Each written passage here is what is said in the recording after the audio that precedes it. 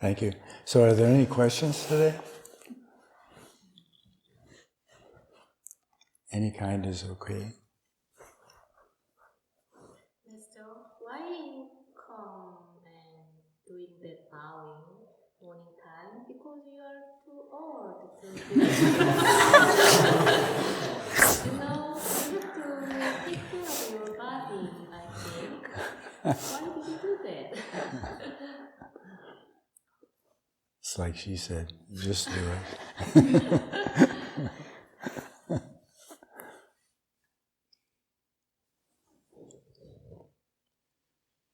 Yeah, so one thing that's interesting about retreats is you're doing something you don't usually do, and you may not like doing it, right?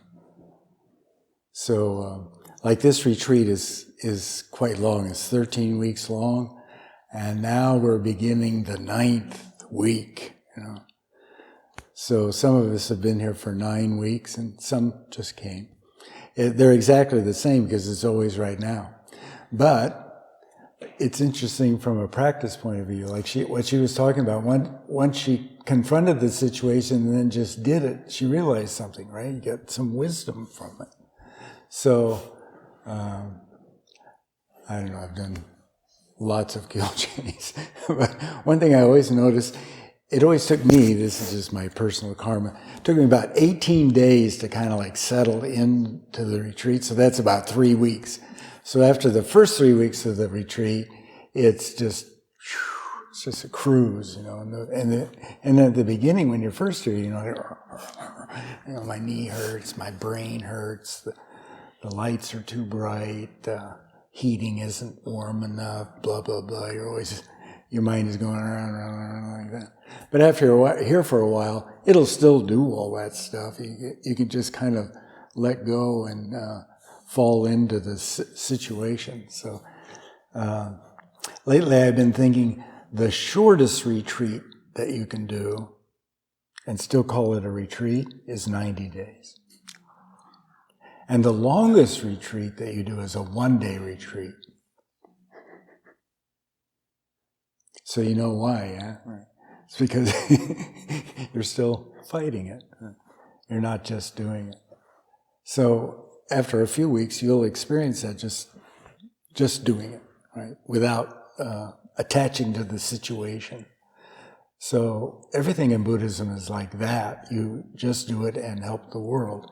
So if you're attaching to the situation, like the North Korean drones are flying over. Well, you may not know this if you've been here the whole time. North Koreans fired some drones a couple of weeks ago. That was great. That worked out really well. And the Russians are always firing. There's nothing wrong with Russians. But they're firing a lot of drones. But they didn't make the drones. They come from Iran. So that kind of stuff is always going on. So yeah, your feet don't work right, and then your brain doesn't work right, and your eyes don't work, your head doesn't work, and blah, blah, blah, blah, blah, blah. But if you just let go, then you can become one with that situation. So Zen Master Sung Sung always said, use your good karma and your bad karma to help the world. So that's kind of weird, usually we're trying to get rid of our bad karma, unless we're kind of a dark person, we might really enjoy our bad karma. And you're trying to hook up more with your good, happy karma. Oh, this is so great, I love. But our job is actually to use everything in this moment to help the world. So that's kind of weird. You don't hear that in most religions, but in this religion, you do hear that. You have to use everything, your good karma and your bad karma, to help the world. Then it's not your karma, is the way we spin it conceptually.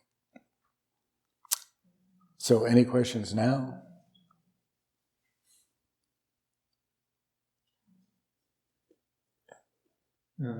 We used to say the mind is like a Velcro. It sticks to everything. Yeah. How do you deal with it? I don't know. But we come into a situation like this to let go. But then you'll attach to this situation, because at first you may not like it, or if you're a Buddhist, you might like it. If you're a Christian, you think this is crap. So your mind is going to make something out of all of this stuff, right? So, the mind will attach to anything at any moment too. So don't attach to that. But how you do that, I don't know.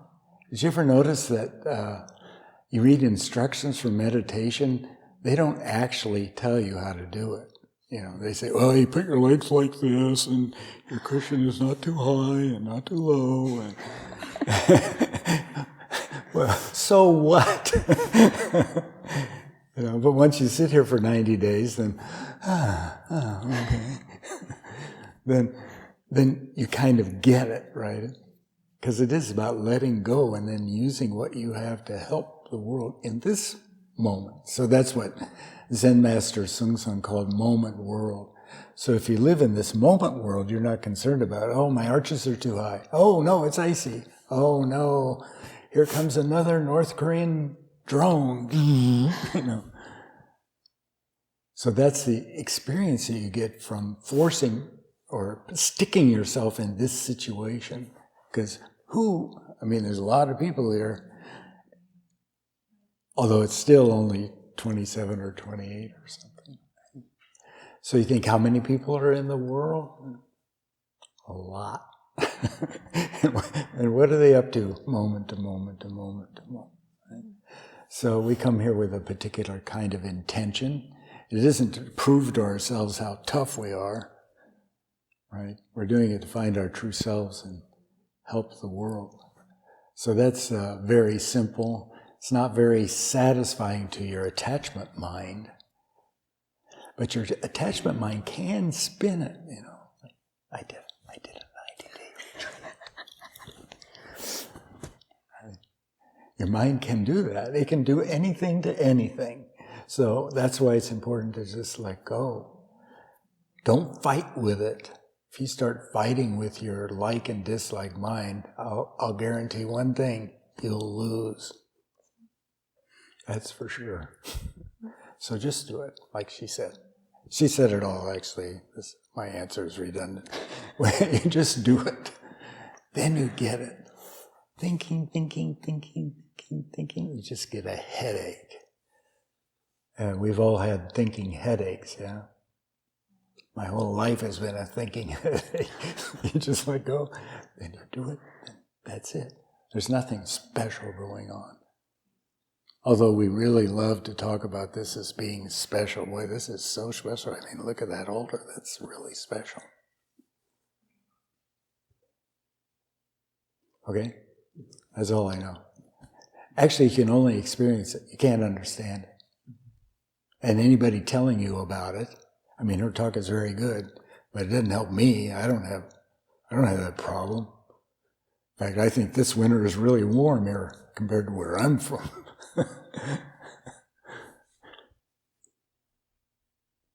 It's hardly ever minus 20 or minus 30 here, right? In fact, I haven't been here when it's minus 30. So then you have to do it, given this situation. In fact, that's why Buddhism is so abstract, because it can't tell you what a particular situation is, right? So she's maybe frightened and then has to toughen up to cross this icy thing, While somebody like me, I start running so I can slide further.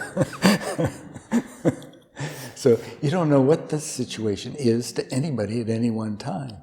So that's why we practice, so you can let go, open up, and just do it in this moment. Then that is helping the world. So if you just eat oatmeal or juk in the morning, then that is great love and great compassion. Okay? Thank you. Any other questions?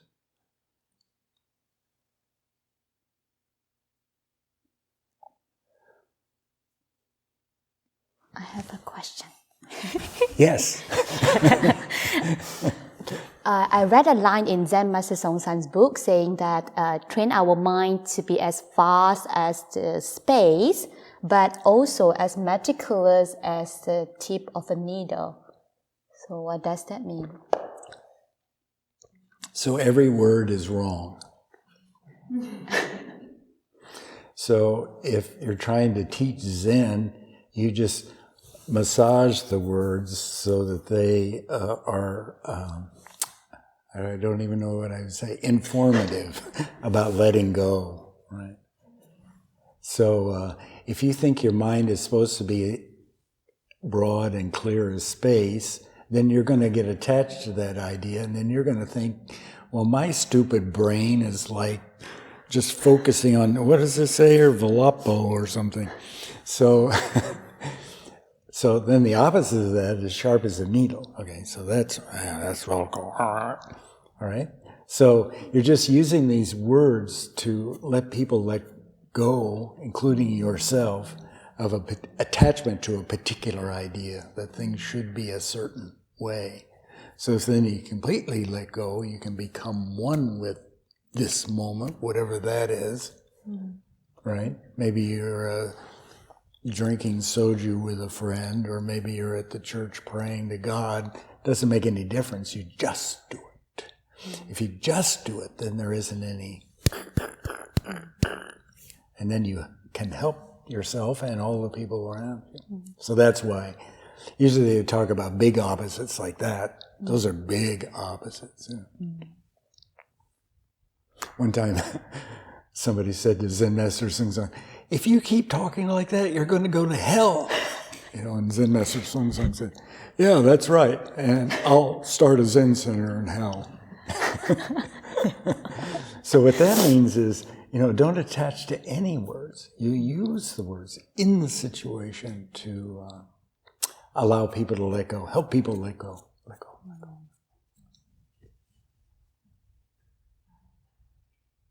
Any other questions? Yes? I have a question. Is it possible to live in this world and not hurt anybody? Of course not. You eat, like vegetarians only want you to eat grain. But what are you doing when you eat grain? You're eating rice or wheat babies, right? So they take the rice and wheat babies, grind them up, and eat them. And then you poop their bodies out. So, yeah, so that's why you want to just do it. That means become one. So any teaching word, you don't want to attach even to good teaching words. You have to perceive, that's why we always use this idea of behind meaning. So every teaching has a behind meaning. You have to see what it's pointing at and not attach to the words. And there's nothing wrong with being a vegetarian.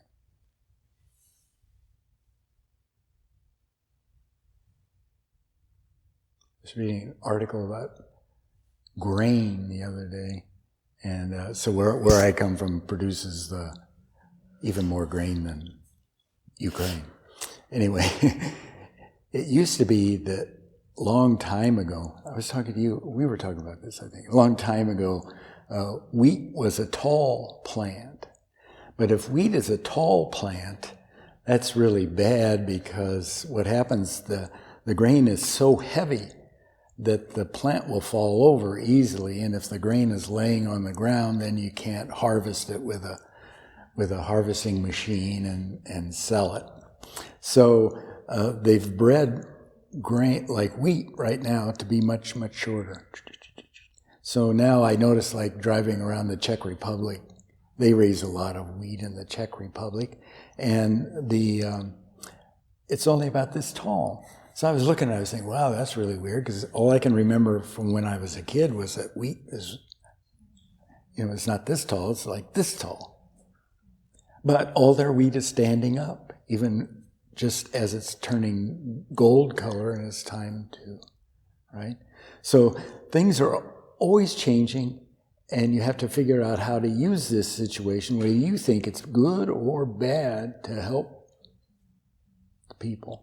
So that comes from your intuitive mind, what we call your before thinking mind. But of course your before thinking mind thinks too. Hello. So we call it intuitive, right? It's your intuition, your open-hearted mind that intuitively perceives what this situation means. and what's happening. Okay?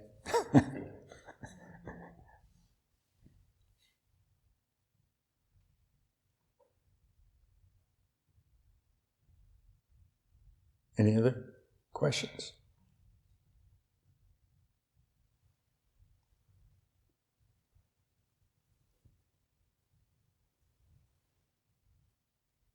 I was also thinking today, I gave a talk to the Zen Cafe, this online thing, before this, and we were talking about moment mind. So one thing that really shocked me about Zen Master Sung Sung's teaching when I first heard it was he talked about this idea of moment mind. So when you think about your life, you think about the past, like he and I practiced in Berlin at the late 80s or something, or 90s, early 90s. Beginning of 2000. Yeah, beginning of 2000, yeah. So I used to go to Berlin just about every year or something. I was robbed. Only time I was ever robbed in my life is at the Berlin Zen Center. We were doing bows, and a robber came in because they knew what our schedule was. This robber was smart. It was probably a Buddhist robber. So he came in while we were doing bows and took our billfolds and stuff. So we think about our lives as like that. It's started over here and it's going here and now it's here. I have to listen to this, and then it goes on, and then at 5 o'clock, at 4:30 we eat dinner. Right? So you think that way, but all there really is just this moment. There isn't anything else. So you can't give me. We can talk about it.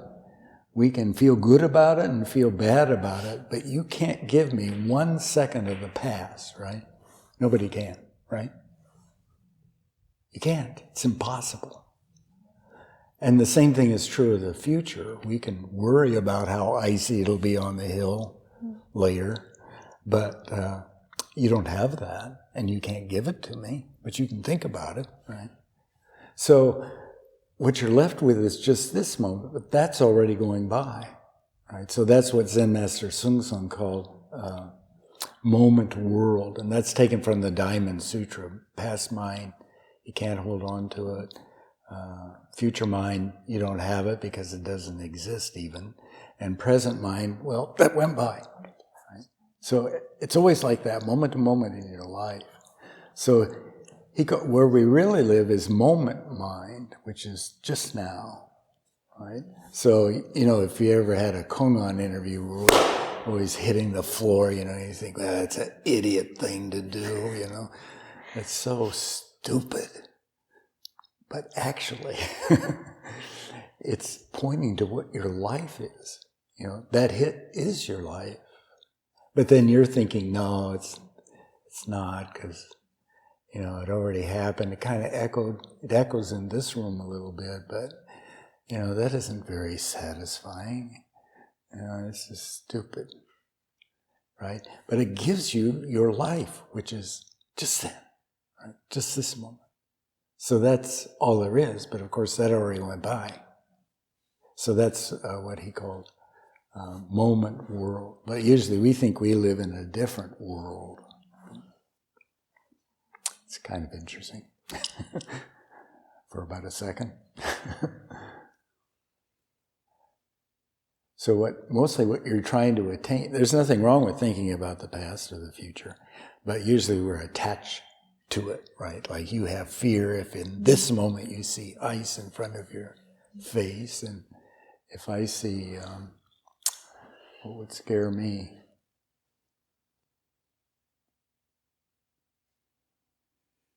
A car wreck or something, and you think, oh, I had that car wreck about 15 years ago, it was terrible.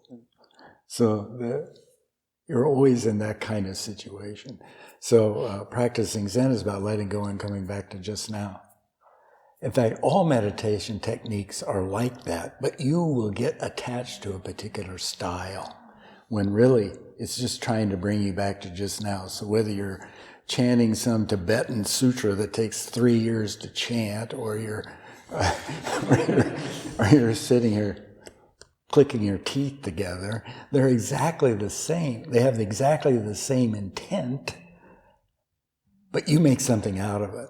So you don't have to make anything out of it, just do it. Then it doesn't really make any difference if you're chanting a Tibetan sutra to yourself, or you're just sitting there practicing shikantaza without even following your breath or paying attention to the fact that you're breathing in or breathing out. Okay? So that every meditation technique is pointing at that point. That's the needle mind. So that's just now mind. Very clever technique. Any other questions? Yes? I have a question about reading sutras. Reading sutras? Sutras. Yeah. Usually in our school we don't overly emphasize reading or studying sutras. Right. But yet in the morning and in the evening we recite the Art Sutra and Thousand Eyes in the Hand. Right. So what's your take? Do you recommend sutras? Is it helpful? I recommend in the morning and in the evening you chant them, but don't attach to them. Actually, we use sutras as a meditation technique, not as an intellectual technique. So you can think about them as, well, hello, I've memorized the Diamond Sutra and you haven't. Well, maybe you have. Right? So usually you think about sutras that way. You can come to them that way. But we come to them as if they're a meditation technique. So Zen Master Sungsung uses Grey Dharani as a meditation technique. He's not concerned about what it actually means. Did you ever read what the Grey Dharani actually means? Yeah, it's really boring. So he's just, right? So that's just using it as a meditation technique. So usually from a Zen point of view, and this is what you're talking about, from a Zen point of view, we use them as meditation techniques, not as scholarly information or something, right? And it's okay to know those things. I know them, but so what? So you can use it as a meditation technique, or you can study, because it is informative to help you talk to other people about Buddhism or something. So it's always, how can you use it to help the world? Or you can just take it and hit yourself on the head with it. That works too. So what's the difference between chanting a sutra and sitting in meditation? There's no difference. It depends on what your mind is doing. Right? So if you're sitting there thinking that, I don't know who, some sutra is better than some other sutra, you're probably wasting your time. So that's just some kind of attachment activity, which we do all the time. But then, if you just read it, then that's a meditation practice. So usually we say whenever you do something, just do it. So at night, when we go up there to the Buddha Hall at 6 o'clock, you're going up there to just chant. And what the hell it means doesn't make any difference. Right? I don't know if you don't have this as much here as we do in the United States. But in the United States, people are always saying, well, what in the hell are we doing here? We don't understand any of this crap. And I say, well, wait, it's been translated into English, and some American people are smart enough to understand what it says, But it really doesn't make any difference. In fact, Zen Master Sungsung said, well, it's better to chant it in this Koreanized kind of Chinese style that we use, It's better to do it that way and not know what it means, right? Because when you start doing like the Heart Sutra in English, you might start paying attention to what it actually means, although it's kind of hard to figure it out even in English. So it's just a kind of a singing or chanting kind of meditation form, So we sit, and then we do kind of like meditation calisthenics, we do bowing. That's pretty boring after the first one. And then we do chanting. And we also do eating practice, I like that one. That one's really tasty. So all of these are just pointing to this moment mind. So that's its job. Whether you understand it or not doesn't make any difference. Like, I like Cantonese chanting. Sorry. But they're all the same, whether you're doing it in English.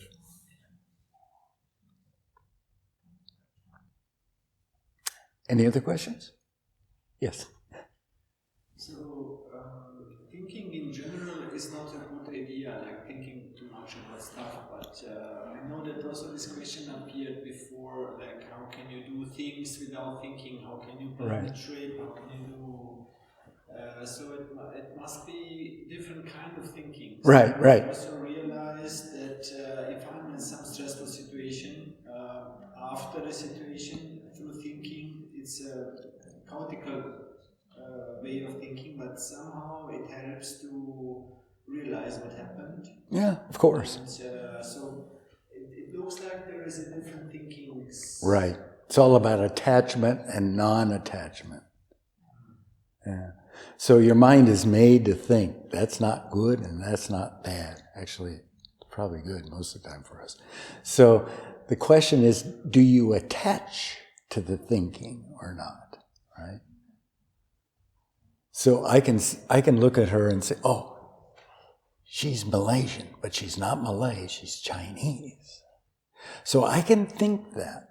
Now, if I don't like Malaysian Chinese, I might attach to that thought and think, why did you come to Malaysia and steal all that land from those wonderful Malay people? Which would be a stupid thing to think, but I could think that, right? So that's some kind of attachment thought. So the thinking that your mind naturally does, it's not good and not bad. You don't want to fight with your thinking. So meditation isn't about fighting, it's about letting go, let go, let go, let go. So that thinking will appear naturally, right? So you might like Slavic people and you don't like Germanic people. Or you might like Germanic people and not like Slavic people. So you can have any of those thoughts. I tend to like both because I was raised around Czechs and Germans, right? But other people are in different situations, so they have all kinds of different sets of likes and dislikes. Usually when you're trying to get to know somebody, you're trying to find out what their likes and dislikes are. And if they don't like you, you probably won't get to know them very well, right? So that's natural. Your mind is always doing that. The reason we practice is to let go of that so we can use that situation to help the world. That's all. It's really simple. In fact, it's too simple.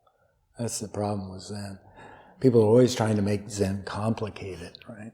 Special. It's special. I mean, believe me, how special this room is and everything. This is really special. and then you die. So better is just like, oh. And the room is what it is, beautiful. And then, if it's not beautiful, I mean, we don't have a Zen center that's a tenth as beautiful in the United States. So it is just what it is at this moment. So that's truth mind, right? So we always have substance, truth, and function. So substance is the original substance of your mind. That's a good idea. Then if you keep that mind, we call it clear mind, then everything becomes just the truth, right? That's just the truth. And then you use that mind to help the world. So that's using your moment mind to help whatever's happening in that particular situation. And that's it. It's so simple. been talking here for 40, you talked too. I've been talking for 30 minutes, so, that's really a waste of time. But it's not, because that's the situation. Okay? Does that make sense? Yeah. So it's always about attachment or non-attachment. There's no problem with thinking. Your mind's made to do that. Like a lot of people don't like poop. Right? So that's humorous because people don't like poop, but poop is actually good. After a while without pooping, you're going to be in big trouble, so it's actually good. Right? So you can sit around thinking about pooping, or you can think about not pooping. But there are situations when poop is correct and where it's not so good. Right? So that's Zen. You're just trying to find out, all this crap is happening all the time, and then you have like and dislike mind about it. Literally crap. And you have like and dislike mind about it, but then how do you use it to help other people? Of course, you are one of those people too, so you have to figure that out too. So already, there's no formula. It's about connecting with your intuitive mind and using it to help. Yes? I have this question, because it is important for, in my opinion, precepts like don't kill or do other stuff. And also there's this one about don't eating garlic. And I heard two stories why it's like that, because someday nuns collect all the garlic from the field, and for Sunnims it's one monk eats some garlic and then his breath was stinky, so they force him to sit away. And it's precepts are important, but it sounds like someone done something stupid and now nobody can eat garlic. So why is it like that? What's the last thing you said? Why is it like that? Yeah. So originally there were no precepts, right? And then the Buddha noticed that people are doing all kinds of crap, so he makes these rules, like don't kill, all those kind of things. And then they borrowed some from what we these days call Hinduism, which is the garlic, onion, leek thing. But all those things are just... they're just kind of rules to kind of fence people in, But on the other hand, we also say in the precepts ceremony, know when the precepts are open and when they're closed. That means when you shouldn't do what the precept is talking about, like maybe eating garlic. I don't know. I eat garlic. But then you have to know when they're open. So when they're open means that you can do that thing it talks about if it helps the world. And I don't know, you can just think up some situation where it helps the world to do. But that would be a rationalization. You don't want to do that, right? Yeah. So they're just an attempt to make you more aware of being useful or helpful or loving or compassion or something. But they aren't ironclad rules the way they are maybe in Christianity or something, or, in Islam now they're arguing about whether you have to wear a hijab, a cloth on your head or something. They'll kill people that don't do that. So that's their karma. Because they think about things that way. And we don't think, we think the opposite. No, you should shave your head and you shouldn't even have hair, let alone anything on your head. So that's why we practice, so you can engage your native wisdom to perceive what needs to happen in this particular situation. That's all I know. But from a Zen point of view, a Buddhist point of view, there's no hard and fast rules. So we might say don't kill, and that's a good idea, but I mean, I'm sure you can make up a situation where you have to kill for some reason. And obviously you are killing plants or vegetables or animals or something because you have to eat. So everything's, we say in the sutra says everything's always eating everything else. That includes you. So you eat things, but things are eating you, guaranteed right now. They're eating you. And they're all over you. I was raised by this German family that thinks that your hands have to be, it's like you're a surgeon ready to operate on somebody every minute of your life, when actually it's just the opposite of that. We're completely covered with bacteria and viruses and molds and all kinds of stuff all the time. So you just have to become one with the situation, whatever that is. It might be time to eat garlic, I don't know. But I don't go out of my way to eat it, but I might.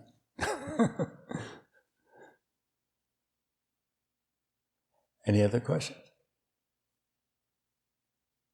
Well, thank you for coming and practicing. So this is the 9th week, so just do it. It's not really the 9th week, it's always just now. But we call it the 9th week, so we'll encourage you, me, everybody to practice hard because there's not too much left in the retreat. These retreats are 13 weeks long, and this is the 9th one, which means we have 4 more almost left. So just do it. That doesn't actually mean anything. The only thing that means anything is, are you awake just now or not? So wake up. Do it. Thank you for listening.